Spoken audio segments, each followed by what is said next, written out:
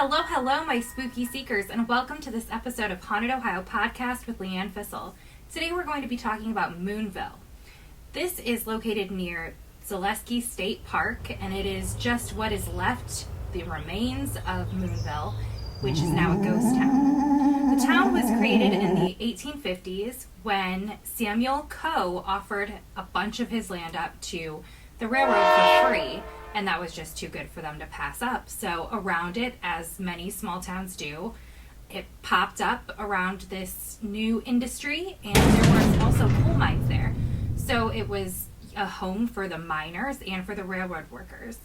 The railroad tunnel now has a lot of folklore attached to it, so that's what we're going to talk about next, about the tunnel.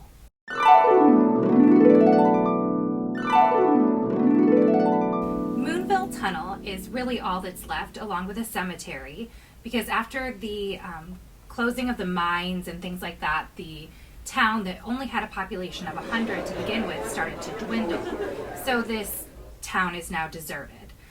And the tunnel is said to be haunted by a man who was killed instantly being hit by a train in the tunnel, and he walks back and forth. Some sort of residual energy possibly, or, just maybe being hit left him in a state of not knowing he was dead. There's many different ways we could take this. The tunnel was very dangerous. It was only big enough for the train to go through, which you think they would have known that, but it was the site of a lot of deaths because pedestrians would be in the tunnel and the train would come through and there was nowhere else to go. Also around the tunnel there's a bridge, and the bridge was also a dangerous place that added to the death toll. And that's where the spooky nature of it comes from. And the only other thing left there is like a cemetery and the foundation for some buildings. All of those things also tend to create a lot of residual energy if that's what you think is there. And so I think that is the spookiness. People see the soul of this man walking. Lots of creepy things have happened around this area. Now we're going to get into my thoughts of what I think it is.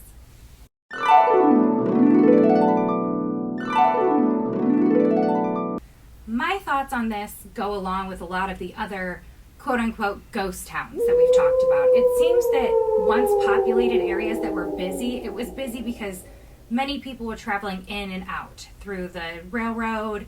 I'm sure miners didn't always stick in the same place a lot, so many people passed through, I'm sure, and there was just people working all the time. And I think that energy can leave its stamp on a place that is really only noticed when there's nothing else there.